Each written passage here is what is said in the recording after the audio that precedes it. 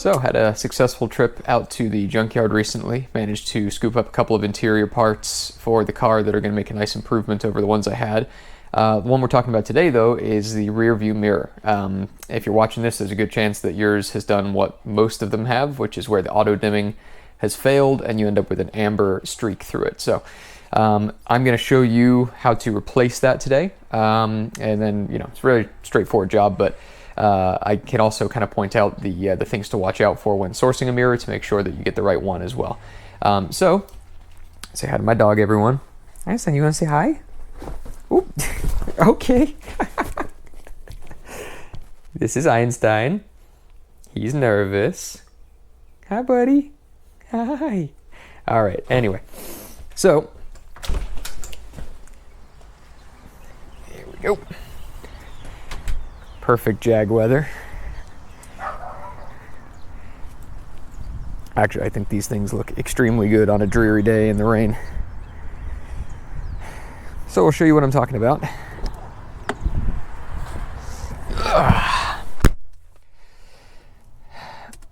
This. There's a good chance that your mirror has failed like that if you're watching this video, and it's an extremely common failure. So what you're seeing is basically the fluid that's used for the auto dimming, and I guess during the failure it ends up just pooling. I believe it's the two layers just fall out of alignment or something to that nature and allow it to kind of create that weird line. So mine's had that since I bought it. It didn't bother me a ton, but I was like, just figured I'd keep my eye out for a better one anyway. And very recently I did actually manage to score one from a junkyard. So I'm going to show you the process of replacing it. But this is the one that I managed to score. Let's see if I can get you a better view here. So it has a little bit of haloing in it. And honestly, this one, the auto dimming may also be broken. But the thing I like is that it doesn't have that weird amber stripe through it. So it'll be a lot nicer to look through even if the auto dim doesn't work. The important thing with this is it cost me, I want to say like 14 bucks. I just went to one of those, you pull it junkyards and basically, just scooped it up. And, I know if you buy these things online, especially the ones that work, they can be quite a bit more expensive than that. So, but also, they work, right? So that being said, I figured I'd take a gamble, and at least it would give me the opportunity to improve my mirror and also show you how this all works. Extremely complicated process. Just kidding. This is the only tool you need. Flat blade screwdriver, and you need it for one thing. So I'm going to try and set the camera up to where you can see what I'm doing, and hopefully this guides you through how to do it and shows you how easy it is. So the first step is removing this overhead console here. This is the only part where you're going to need the screwdriver, and right inside your little sunglass holder here you have this little guy. He's just like a plastic little locking tab. It's not even a nut or bolt or anything. And all you do is turn 90 degrees either direction. Now be careful to pin that in place, because the last time I fiddled with this thing, it immediately fell out and went straight underneath the seat. So do your best to try and keep track of this. All right, there we go. So that's what it looks like right there. And again, you just turn it 90 degrees and it unlocks. That'll let it kind of settle down. You see how it kind of stays in place. So at the front here, there are two tabs that are kind of horizontal. So you're going to want to slide this back towards you like that, and that'll set it off of those tabs. And then you have, make sure you can see this. Here we go. Yeah, so you got this plug right here, and you just press the tab and unplug that. So that's your overhead console removed. And if your one's beat up, this is a good time to replace that as well if you happen to find a nice one at a junkyard too. I think some of those had wood trim, actually. I'm going to keep an eye out for that. That would be a neat upgrade as well. So the next step, let me see if I can show you up in here, is to unplug the mirror itself. And this is super easy because it comes from the mirror, and it's this guy right here. So same deal. Let me swap hands here. Press the tab and unplug. And there we go. All right. So you'll also notice that as I pulled that wire, this little trim piece here came right off. I have actually already done this before. I've actually put it back, and I'm showing you how to do it again. So that's why mine came off so easy. I just had it resting in place. But that is the next step, popping this trim piece off. It just has this little hook here at the bottom. So basically, you just want to not pull from the bottom, but kind of release the top, and then it should kind of swing up and out pretty easily. So that's done. There's now a trim piece. Let's see if I can scoot that under here, this guy, and that should just pop down. Now you want to be careful here because inside of this is your rain sensor, if your car is equipped with it, which is this little puck guy here. You'll notice mine has come away from the window here and has this little jelly piece. My windshield was actually replaced recently thanks to a rock flying up from a semi-truck. And the windshield repair guy, I guess it appears, didn't have the proper adhesive thing for this. If you can find one, it's probably a good idea to get one. But in my case, they just used this as a spacer. And he actually did have a relatively creative solution to making it work, and it works fine. So not too sore about that.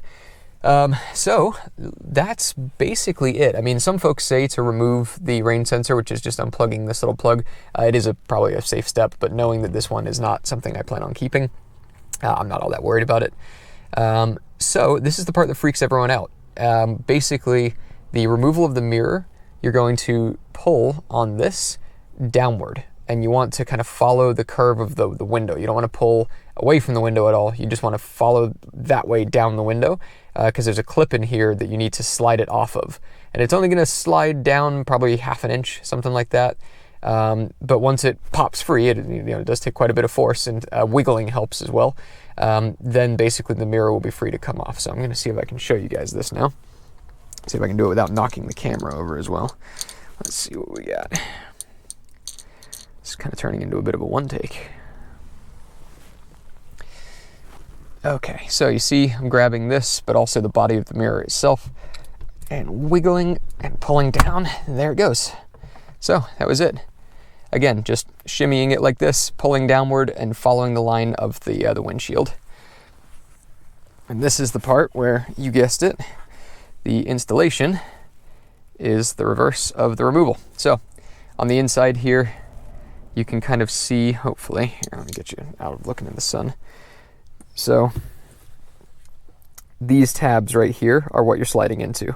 So basically, you put the tab in there, and then as you lift the windshield or the rearview mirror up, it'll click into this. So yeah, and the same deal, wiggling when you're putting it back on does help as well. So let's see here. And you probably noticed that my mirror, I had the rain sensor disconnected, and I'm now reattaching it, which again is just plugging that plug in. But this is the original rain sensor to my car. Honestly, if you know yours is working and the mirror you buy comes with one that you're not sure about, it doesn't hurt to just use the one that you know is working, and you can always keep the other one as a backup. So here we go. We're going to put it on low down, and then holding from underneath, shimmy up like that, and you'll hear it click. So that's now in place. Now let me show you the solution that my windshield repair guy used, which, it's not exactly the most elegant, but it's functional. He used windshield goop inside of the trim piece here. So basically, again, if you can't source one of the sticky pads for the actual rain sensor itself, a big glob of adhesive, I guess, sort of works. And I guess the interesting thing about this stuff is it kind of just stays tacky. So I've been able to actually remove and replace this a few times. But let me show you essentially what I did. Let me see if I can even do this with a camera in hand. Basically, just slide it up like this and just try to make sure that the rain sensor lands in the right place. There we go. Yeah, I'm going to need to use both hands for this, because basically with mine, I'm going to have to set the rain sensor low so that it adheres in the right place and then slides up into place. So bear with me for just a second. and I'm gonna get right back with you. All right, got that on real quick, but just needed 2 hands. So as you see, it's seated in place, it looks good. And you can always check from the outside and make sure that it looks like your sensor's lined up with the little circle in the windshield as well. So the last part, again, is this little top trim here, which again has the hook that goes in there and then kind of seats on like so.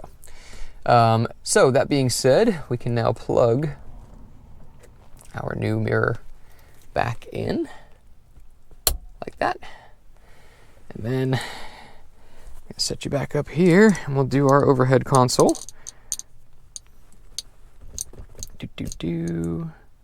There we go. So this bit's a little bit fiddly, just because the getting the horizontal tabs back in sometimes takes a couple stabs, but again, it's pretty easy to see how they're supposed to sit, and it's just kind of getting it flat enough to hook both of them, and then there we go. You'll know if you got them both. And my headliner, like a lot of these, is jacked, so I'll be getting that done at some point here by a shop. One of the things I probably just don't want to fuss with myself. So yeah, that's definitely seated down nicely. I can feel it. It's on both tabs. So now I'm going to put this little guy back in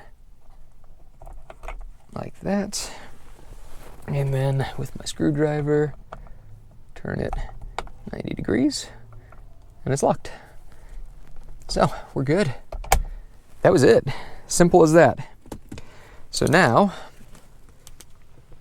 as you can see, we have a significantly nicer looking rearview mirror.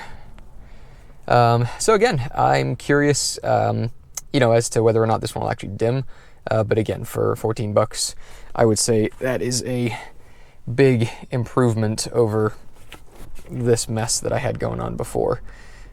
Again, just did not look good. And for a high-end car, it's like, you should have it looking as nice as you can, right? So anyway, one of the things to test when you turn the ignition on, and actually we can test that now.